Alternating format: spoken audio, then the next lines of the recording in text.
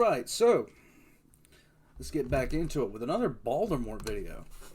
Cyber Commander wanted to see the Tactical Space Marines from Baldermort's Guide to Warhammer. Now, Baldermort is, if I could rank the top 5 lore channels for 40k, Baldermort is easily at the top for me.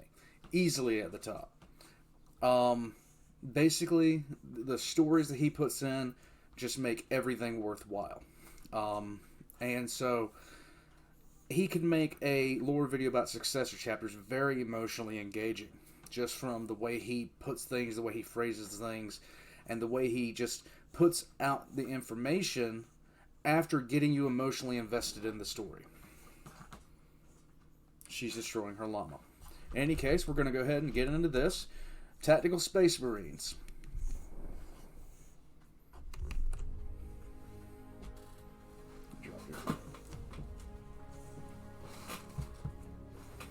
Gaius stood with his 2 brothers, awaiting the inevitable. 3 were always invited in together, always 3.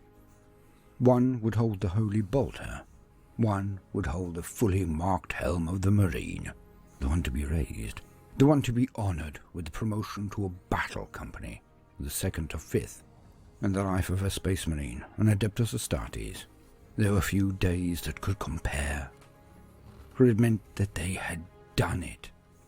They had finally ended their journey. Oh, there would hopefully be other elevations, commendations, awards, honours and promotions.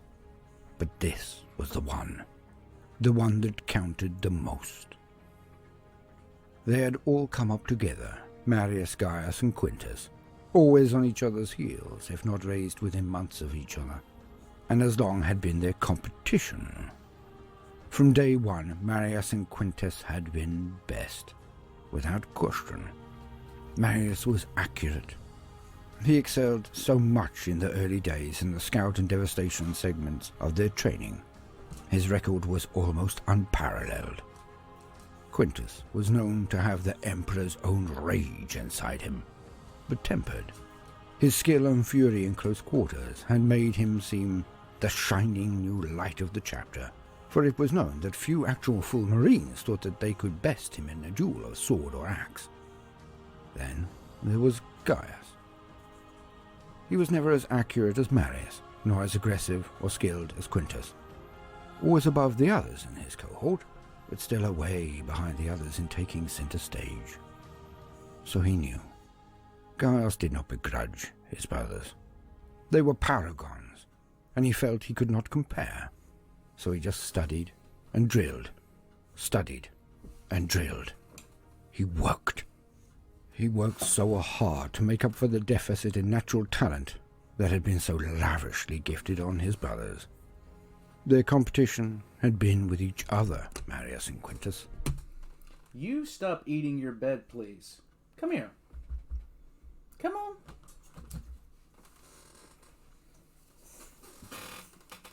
Tactical Space Marines, Wakana. They both knew it would be one of them, but which? One of them would be raised and the others fulfilling merely roles in the ceremony. A day of honor. It would be before the entire company. It would be a day to remember. They always were.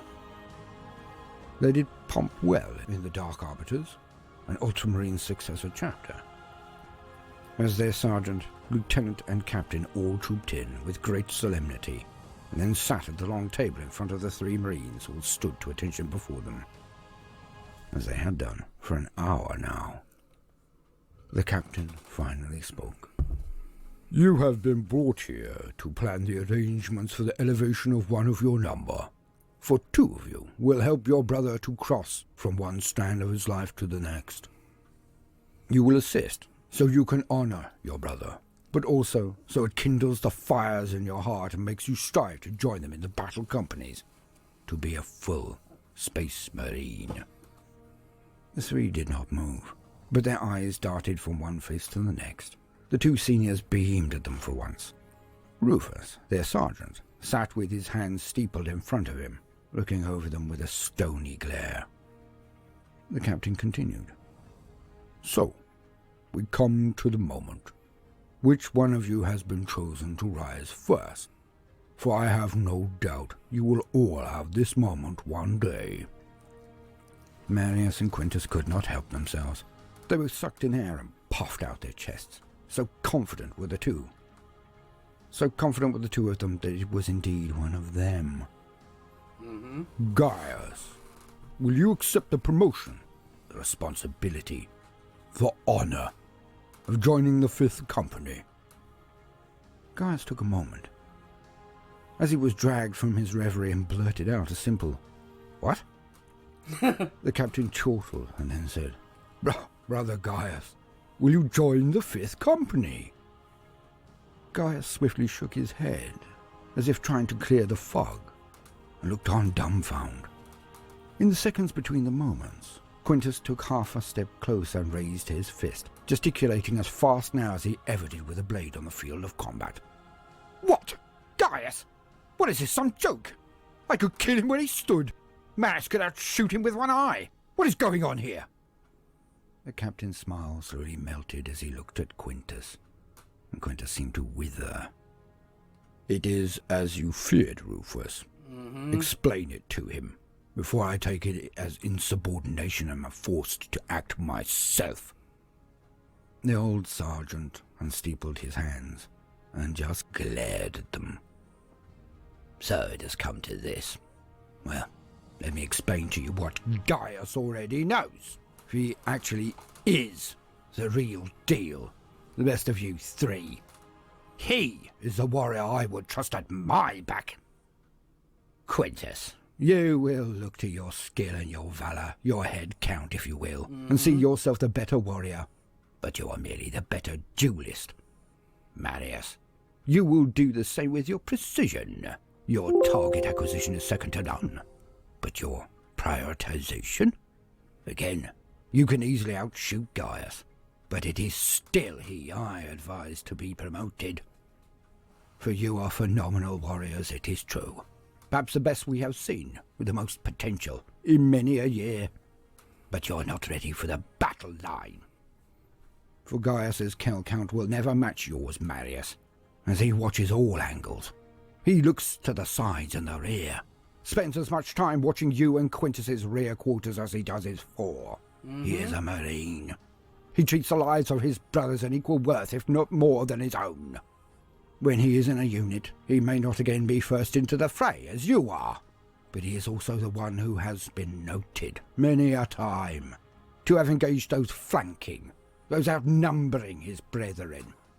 Gaius may dream of personal glory, as we all should, but acts for his squad, his chapter and his emperor. You will win honour. He wins battles. Because he is part of the whole and understands his place. For in the line there are no heroes, there are squads. Individual glory is rare. It is the squad's honour and glory that matter. For the battle line squad will outlive any and all individuals inside it. Gaius knows this. He is ready. You are not. And thus it was that Gaius was elevated before his entire company, stood rank on rank, cheering as he turned and was passed his helm by a man who was a far better combatant, then was passed his bolter to an equally loud cheer from a man who was the far better shot. And later, Gaius was the first one for both Marius and Quintus, who offered his hand and filled their cups as a full brother when they did eventually make it to the line company some years later. When this happened, both Marius and Quintus smiled widely and shook heartily, for only then did they understand that he was the better Marine. I tell you, Baldermort knows how to get you invested in a story. He knows how to get you invested. And the good thing about him is, too, every single time I put him on, his voice soothes the little pug to sleep.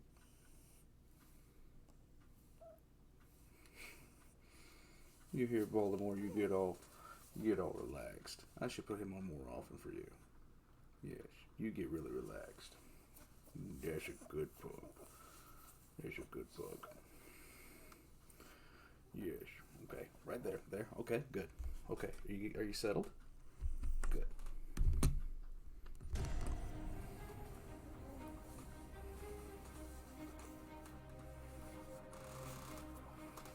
Welcome, gentle listener. I'm Baldermort, your faithful servant, and I wish to introduce you to the forces, factions, and units of the Warhammer 40k universe. Okay, that's rain. There's nothing I can do about it. I'm sorry, guys, for the background noise. The grim darkness of the far future. And so, we have been following the progression of one of those legendary warriors of humanity, an Adeptus Astartes, a space marine, from their days in the Scout Company, then Devastator, then Assault Squads, and finally, yes finally, we are at what I consider to be the most important unit in the entire game and setting of Warhammer 40k, the Tactical Marine, in the Tactical Squad. I shall go into detail of my perception and near veneration of this simple unit that is so often overlooked, so derided, why they are so important. But for the basics, let us lean on existing wisdom. To quote. End quote. The Tactical Marine. Some may see them as the vanilla unit. The least interesting, the bog standard, the drab. From my humble perspective, I could not be further from the truth. For the Tactical Squad is not only the backbone of the chapters, Hold on a second, guys. but realistically... Alright, so I'm back. I had to go do something real quick. And continuing on. And very effectively, they are the ancestors of the units that inarguably won the human race dominion over the greater part of the Milky Way galaxy. Originally, these units would be 10 men with bolters. That doesn't sound possible, right? How could a unit, an army, win on small arms fire alone? Well, very soon, I hope to do a full entry on the most important weapon in the entire setting. The bolter. Holy bolter! But do not think of this as a standard handheld weapon. It is literally a cannon in the hands of a walking 8-foot tank. Marines are not to be trifled with, despite the lack of real representation of this brutal weapon on the tabletop. As we all know, there will always be a disparity between the fluff, the background lore that I attempt to impart, and the actual game mechanics. But trust me, in lore or in the game, the bolter can destroy almost anything. So do not think of Tactical Marines as you would say troops in any other army, be they Eldar, Orc, or even Guard. For the Tactical Marine is the finished product, the ultimate warrior. They may get promoted to other ranks above this, but in my mind this is just a structural necessity for their doctrines. When an Astartes is finally accepted as a battle-line Tactical Marine, then they are and always will be a full Marine. A full grandson of the Emperor, tracing their genetics, their line all of the way to that sublime being, the master of mankind. No matter what may happen from there, they have achieved their goal and are amongst the most powerful warriors that humanity has ever produced. And one alone could annihilate scores of their equals from the Schola Progenium. But they are also the most experienced warriors that have ever existed. Alright? Many will balk at that when compared to some of the horrors that stalk the galaxy, but I will not engage in that nuance today. The typical Marine squad has a minimum of 1,000 years of full combat experience, and all are veterans to such an extent that they really does require for a more powerful word to describe them. But for once, I am lost for any such example. What is a veteran of a veterans? I don't know. The Tactical Squad is not only armed with bolters, bolt pistols for close encounters, and crack and frag grenades. This is for 7 of the members. One will have a bona fide heavy weapon, be it a plasma cannon, heavy bolter, grav, las cannon, missile launcher, or there are but a few. One will have a specialist weapon, a plasma gun, melter gun, flamer, etc. And the grizzled sergeant, as we have heard, can choose from a vast array of weaponry, as they are competent with all. So they take that which they believe will be required most at the time of the confrontation. The heavy and specialist weapons added to the bolters and anything the sergeant carries means that the tactical squad is perfectly positioned and equipped to deal with almost any foe, from infantry swarms, heavy tanks or elites of the enemy. They are literally the Swiss Army knife of units that has absolutely no hard counter. They can kill anything, and any foe would need to be intensely skilled, exquisitely armed, or in insurmountable numbers if they were to even hope of coming out on top against these warriors of legend. So that is the law. That is why they are so important on the battlefield, be it in book, animation, silly story from a bald YouTuber, but also in the game itself. But there is so much more, for they hold a place that seems sacrosanct in all of the many issues and editions of the game of Warhammer 40k. Because they started it. And after the rare metal individual or small squad boxes seemed popular, they began the explosion. For it was that one box of Space Marines, Adeptus Astartes, that really kicked it off. Many sprues, so many options, 30 Marines in all, 3 tactical squads in one box. And it was this box, these strange little warriors who seem so silly and small now, with their Mark 6 Corvus beaks and their affectionate sobriquet of Wombles. It was a simple box. You had many options, but with that one box, you felt like a king. For you had 3 whole units of the most powerful warriors of the far future, all in the one. And you could play an entire war with just them. Bog roll scenery and stacked CDs and videos to represent walls or buildings. When we were encouraged to build our own scenery. A naive and more simple time, but no better. Do not get me wrong.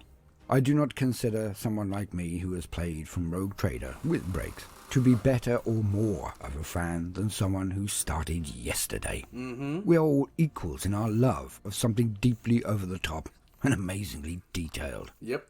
A world where it is so horrible that 8-foot warriors, who are more armoured than tanks, are the only way that humanity can continue. So when you see an old ghoul lament about the loss of the mini-marines, the firstborn, the Astartes, do not deride, do not pity, do not confront. For they feel that they are losing a part of themselves, a cherished memory that will soon be just a question, one that they will not wish to ever hear. And here it is. What is an Astartes? Or what was a tactical squad? For it is this perhaps more than any other reason that the older players have shown animosity towards the Primaris and the new wave of lore. But with all of that said, never listen to an old ghoul when they turn sour. For the love of the Marine, the lore, the aesthetic, the relaxation, camaraderie and fun are all unconnected with any one army, one unit or one piece, or one take of the lore. Just know that they are in mourning, for it is saying goodbye to the things that started it all. As we close this entry, I have but one more statement. It is easy to look at the elites and the best units and think that they are the game, the world, the setting. It is easy to create armies full of them and to leave out the old tacticals. But when one does so, one loses a small part of the game in my mind. For the drama really comes not from the Primarchs and demigods of war that stalk all of the rosters, the Swarmlord, Commander Farsight, Imatech or even Gazgul. The real drama resides in the foot troop, the dice, the movement, and the simple chance that one brave man, or one small squad of men, can turn the tide of a battle, can change the outcome of a war. And so many times, it has always been the tacticals. For in the grim darkness of the far future, the wars of the Imperium may effectively be fought by its Imperial Guard, its Astra Militarum, but its most important battles are always exclusively won by its Space Marines. And of all of the units in the game, in the setting, above all others, it is the tactical Marines that have done most to provide those victories. The tactical Marine, the tactical squad. I shall miss them so much. I have been Baldermort, your faithful servant. I hope you have enjoyed this brief introduction to the Tactical Marines and the squad. If so, then please do consider liking and subscribing.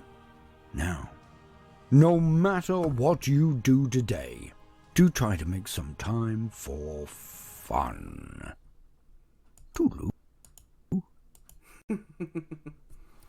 Yeah, I remember the first time I ever saw Space Marines, and when I went to my first hobby shop, and there was a game going on, and this was after I had already started, getting more and more into the lore, and I didn't know there was a tabletop game, and then all of a sudden, I see I see a couple guys playing, and one was playing as Orcs, the other was playing as Space Marines.